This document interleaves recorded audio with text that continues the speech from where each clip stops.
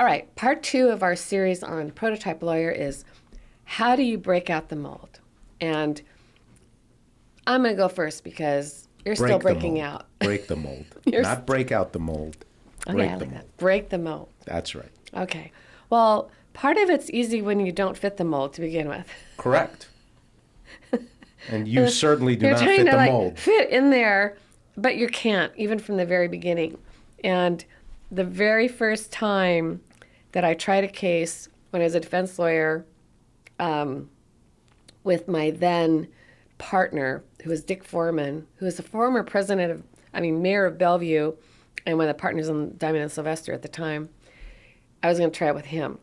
And I also happened to be secretly pregnant. I hadn't told him yet. Why didn't you tell him? Because back then, there was no such thing as maternal leave or pregnant lawyers. Okay. So you didn't want to suffer for it. I didn't want him to know. Okay. So I was doing opening statement in a premises liability case, and I got the plaintiff's name and the defendant's name wrong. I didn't know that. I was being very consistent, at least. I wanted to talk to them about their names without just saying the plaintiff and the defendant. And I was representing the bad landlord. And I was up there, and I was doing my whole spiel. And before then, I had said to the partner, I said, don't you think that they should know that this is my first civil trial? And he said, you can't just go up there and say that. And that plaintiff lawyer had been a lawyer for like 40 years, like me, role reversal.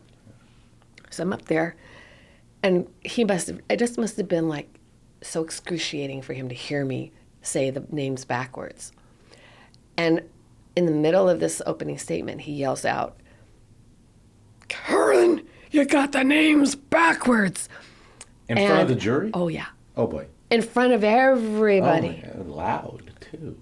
So remember, just imagine, the lawyer on TV, the stern guy with the big voice. He's a former mayor of Bellevue. He's a crusty guy.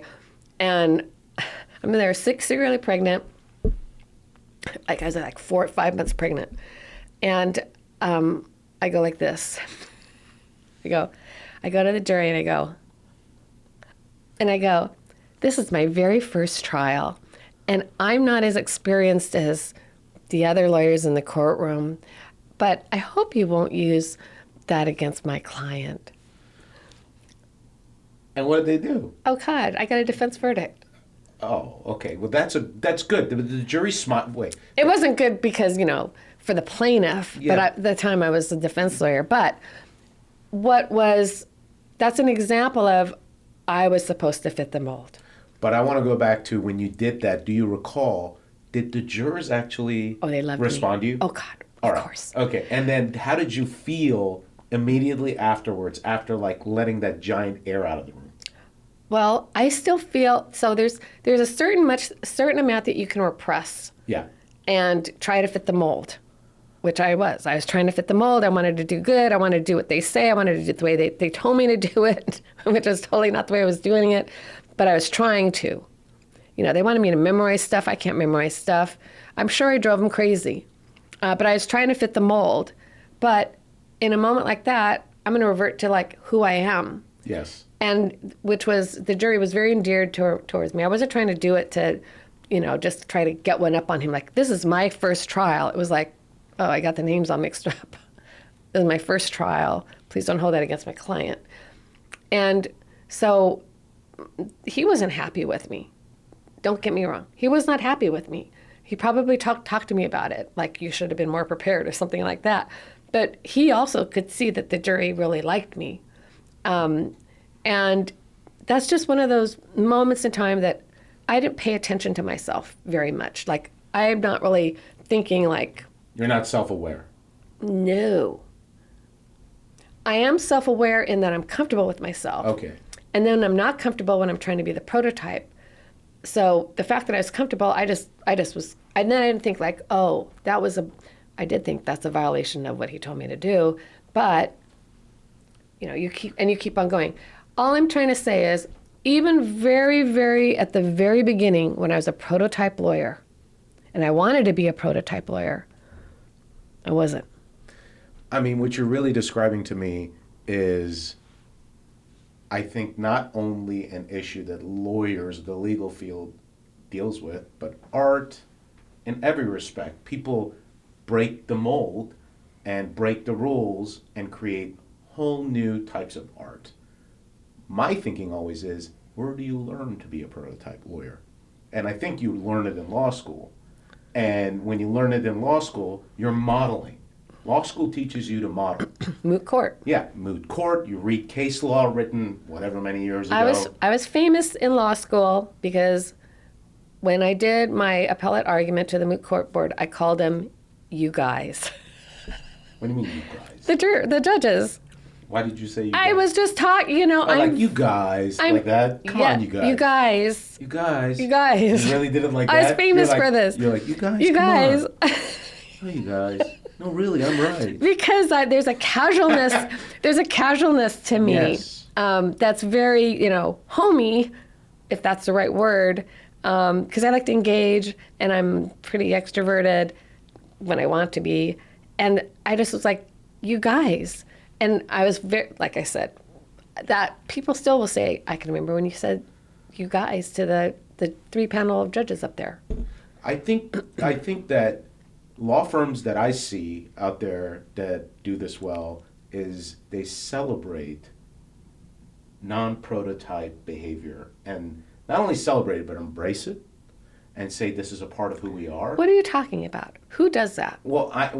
I haven't identified any law firms, but I'm just saying a law firm that would do it. What law firm does that? What I see out there, I mean, right now, everything that we do out there as lawyers is on either social media, professional social media. It's out there.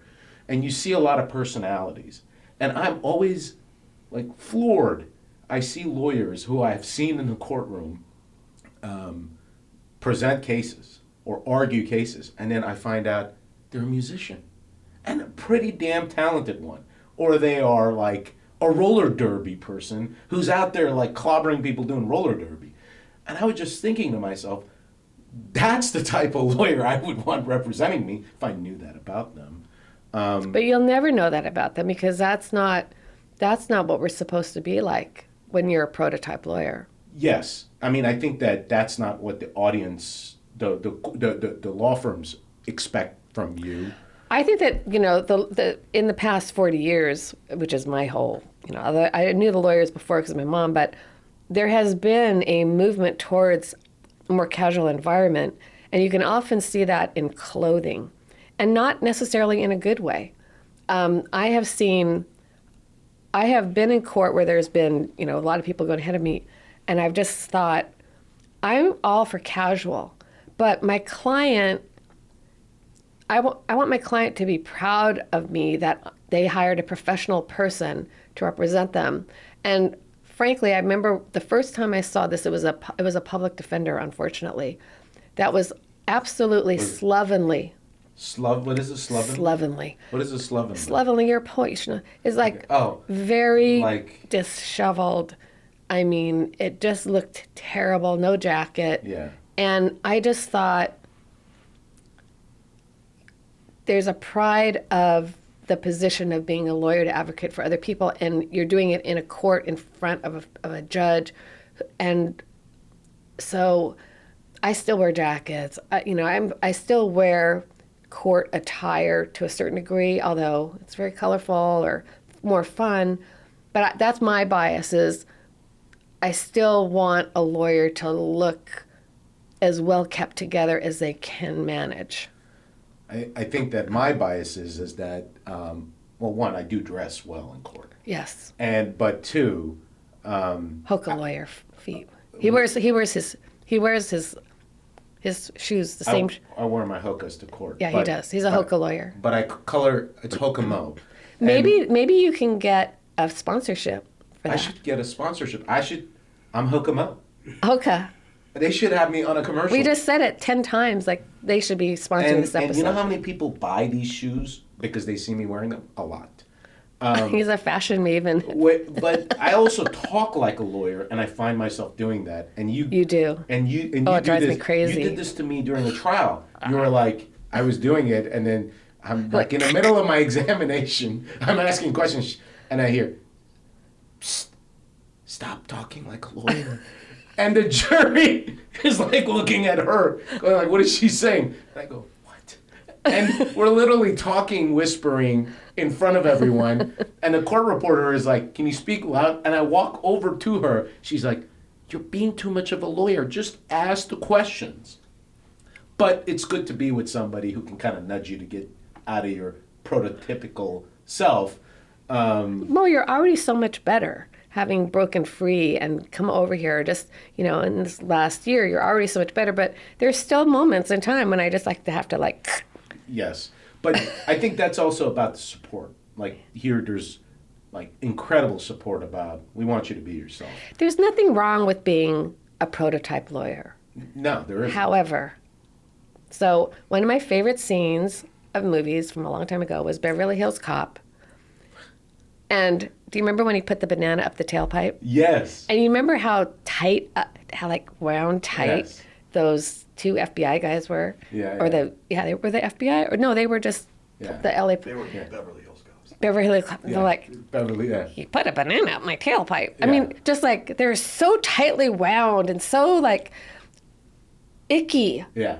And that's what I don't like is that you don't need to put on airs and be this guy that is just so tightly wound and so controlled and so logical and pronounces every word correctly and has laser sharp focus. And, you don't need to be that person. That's not like, I can't believe you stuck that banana up my tailpipe. I mean, that's what I think about. Like, I want to pull that banana out of the tailpipe. This is a really nice. So what you're telling me is that you pulled the banana out of my tailpipe. I did. By telling me to stop asking I prototype want you to, yes. She did. She pulled the banana It's out figuratively, it's like, I feel the banana is up your tailpipe. Wait a minute. I do. I mean, that's what I feel like. It's like, it's not that you're stuck up when I'm doing that. It's just like, you're like that guy, those guys in the Yes. Beverly Hills Cop. Yeah, like Murtaugh. You know what I'm talking about? Yes. Axel Foley. Okay, there you go.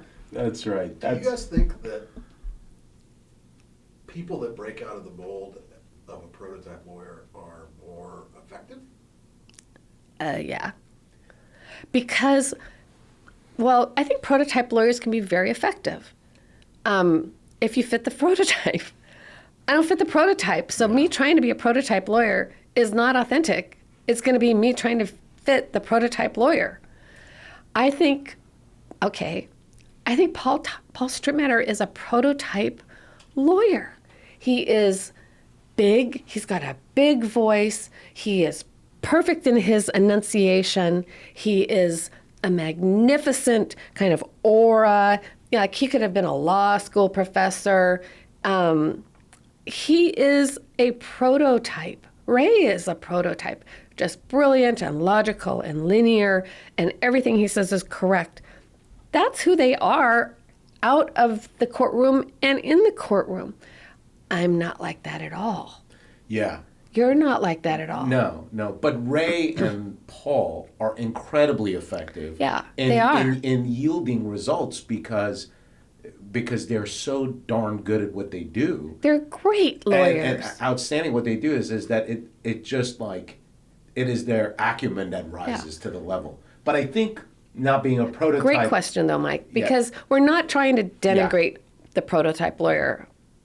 Only as it applies to if you're not a prototype lawyer, why are you trying to be the prototype lawyer? And even if you are a prototype lawyer, are you limiting yourself by following a progression that doesn't have you more evolved?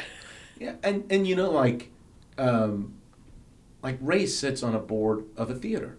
He plays the clarinet.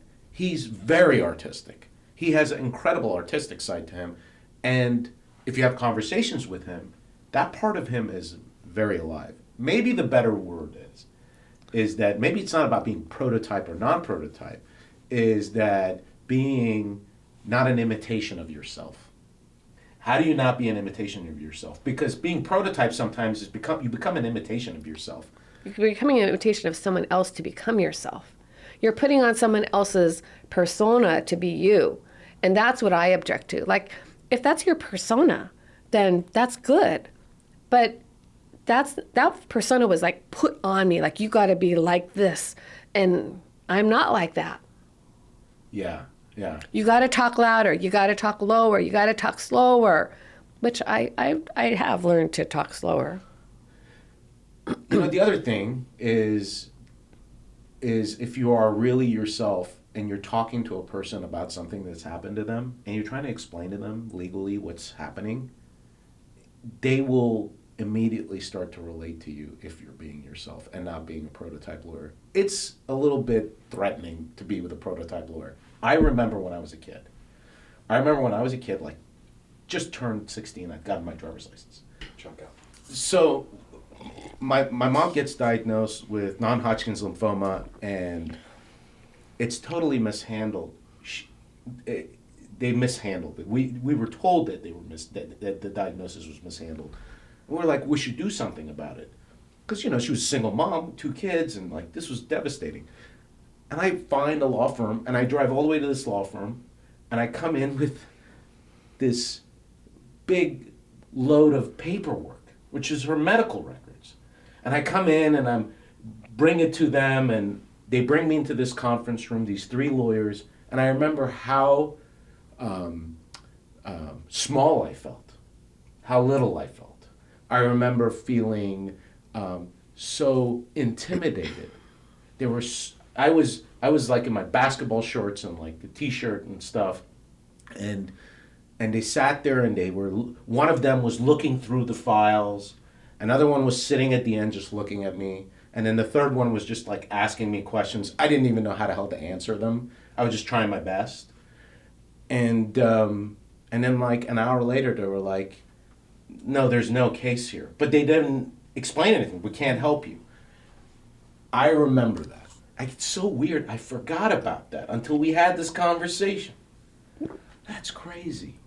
And the point is? The point is that a non-prototype lawyer would have understood the magnitude of a 16-year-old I've never had a child come in to talk about a misdiagnosis of their mother.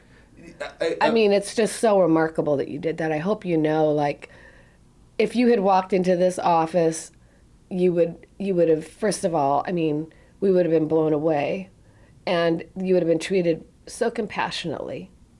And no one would have said to you right then and there's no case. We would have taken it and studied it and reviewed it. But just the lack of, I mean, and your mother just had a fatal diagnosis, Yes. and you're 16, Yes. and you got a sister. I mean, for me personally, I would probably have been crying with you. Yeah. I mean, because I don't ever hold back tears unless I'm in court. Yeah. But I just feel like, I hope that you can tell your 16-year-old self how remarkable you were for doing that. Yeah. Yeah. I never realized. 16 years old, you just got your driver's license. Yeah. I remember that. What a bunch of, I mean, but how much gumption would it take for a kid to go do that? You know, you just want to solve a problem. You know, you get a little overwhelmed, and like, Yeah. Makes me tearful thinking about it. You know, like I remember going to the internet, and looking it up, and I remember. They have an internet back then? Yeah, the internet back there. Then it was at the library, and I remember looking at survival rates. Oh, God. Because I just was trying to understand what was being told to me. Yeah. And, you know, and you just want to be in control. You want to, like, take control of the situation. And all I wanted to do was just have control. And that process of I thought I had some power or some control. And then, like the air just went out. Yeah. And I kind of left. But Probably embarrassed that you even went over there. yeah. I mean, you to be told, you know, basically you were just like, yeah. So anyway, the whole thing about, but I think that this takes us to the point of, we don't want to say prototype lawyer just to be denigrating. I don't know how else to say it. I think it's just a nice kind of word to use. It's kind of, I guess it's kind of neutral. We want lawyers to be human beings. And a lot of the time I used to talk about it I'd say, you graduate from law school and you become a lawyer, and then you become very insecure because you don't know anything about being a lawyer. And so you're given basically this uniform, and you put on the uniform of a lawyer, and the uniform has a mask, and you never want that uniform and that mask to slip. You're trained that mask should never slip.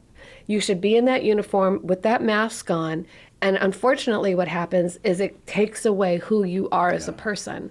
And so I believe that when you can take that mask away and show people who you are as a lawyer, that's when now you've got a connection. Now you can be persuasive, because you're not just, it's not us versus them. It's, we are we. Yeah. Yeah. I agree. Well, a less serious subject. Yes, what's the less serious subject? Is Let's make it a little. how much fun it is to be a non-prototype lawyer. It's fun. You can write poems in your pleadings. You can. Okay, wait. Do you remember the poem you just wrote? I do. Okay. Take the station identification break. So yeah, I wrote a poem to Amazon. It was a motion. It was a response motion to them not wanting us to get information about our case. Oh, they moved for protective Yeah. order. It's called Bureaucracy to a Fault. In towers of bubbles, vines, and steel, secrets they will never reveal, stonewalling with ease, such practiced ease, drowning truth in red tape seas, delay, deny, deflect, defend, a corporate mantra without end. Pleadings fly and emails soar, while justice waits outside the door. I wonder if they sent that to their client. No, they did not. So, Why not? Okay. I would have been. How long have you been a endearing. lawyer? Been a lawyer about 15 years. Okay. How many times before this have you written a poem to the court? In a legal pleading? Never.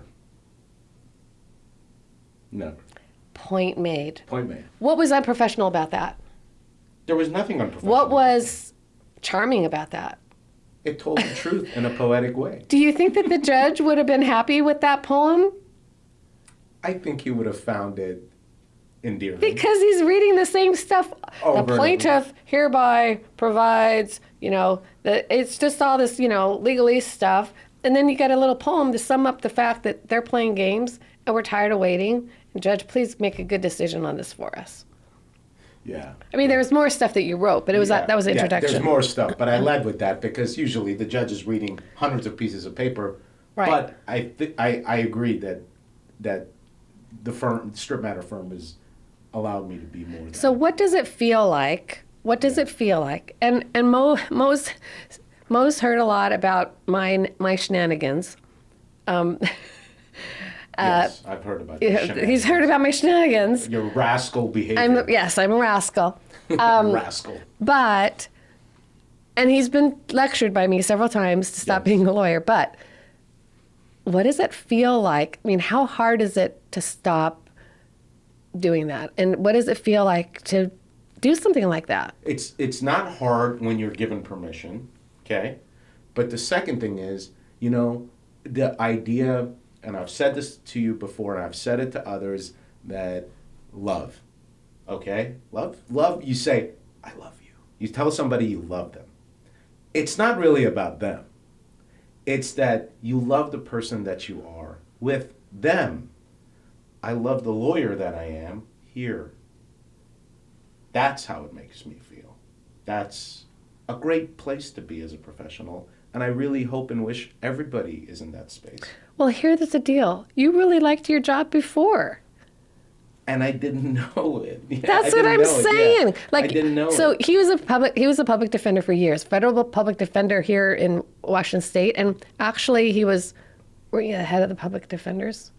I mean, not public. Weren't you you did court stuff? What was your title? I was a trial lawyer there. But you were the liaison. Oh no, I've served the federal bar. I've been a Ninth Circuit lawyers representative. Yeah. I'm vice president of the Federal Bar Association, which is now the M3 Bar Association. No, I have what I would call court, like lawyer He's type got roles. hoity-toity roles. Yes. And he liked his job. He wanted a change, but that he loved his job. I loved my job.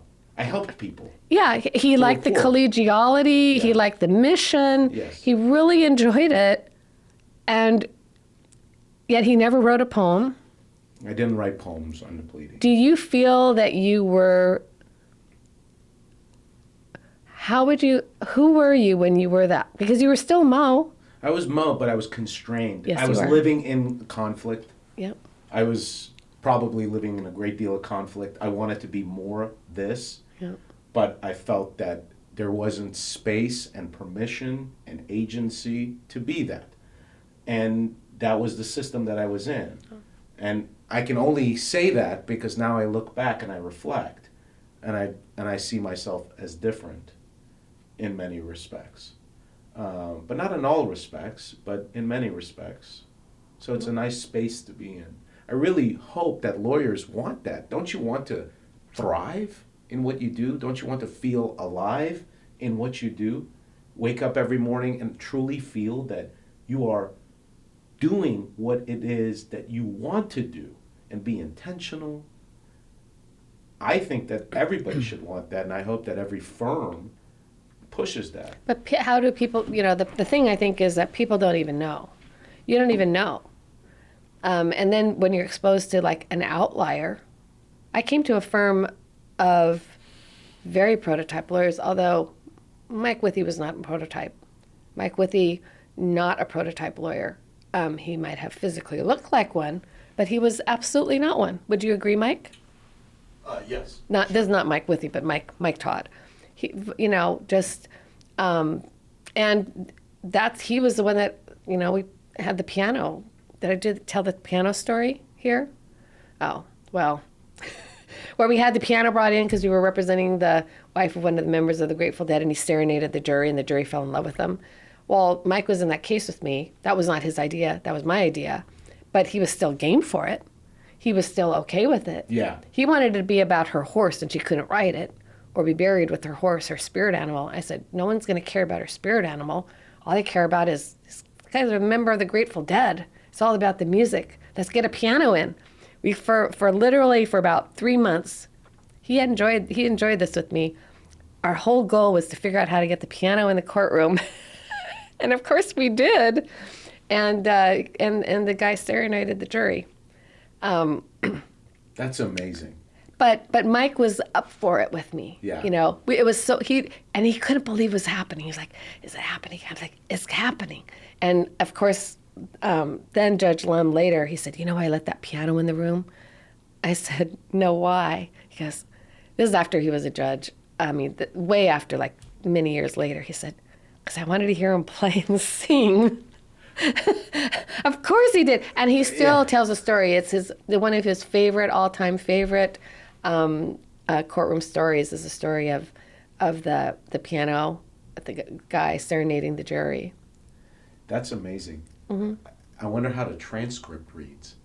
Oh yeah, well, I mean, I've been involved in many trials with many things like that, many creative moments, because what I'm looking at is how can Karen razzle dazzle? Like people think, okay, it's Karen trying to razzle dazzle the audience. Karen's trying to get the jury. Karen's trying to do, and it has almost nothing to do with me. That's the secret of all this. All I'm looking at is what would touch the jury. What can I do to help the jury relate to what happened? Yeah. How can I get the jury to see? How can I get the jury to understand? How can I get the jury to feel? My whole thought process has zero to do with me. And that is what I think is a confounding factor. So when and here's an example, when I did in the Ride the Ducks case, at the end of it, when I turned the Cher song is if I could turn back time. If I could turn back time. And I changed it to if only we could turn back time, and the whole thing was backwards. The videos were backwards, everything started from now, and what if we could turn back time? And so I reversed everything and tell the story backwards. If we could have just not had that, and at the end of it, if the axle hadn't come off because they hadn't been such a terrible company.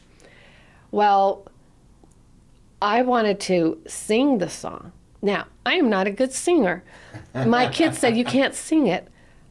But I would have, because I don't care. It's not about me or how I'm going to come across. But I thought, I'm not that great a singer. I don't think they'd hold it against me.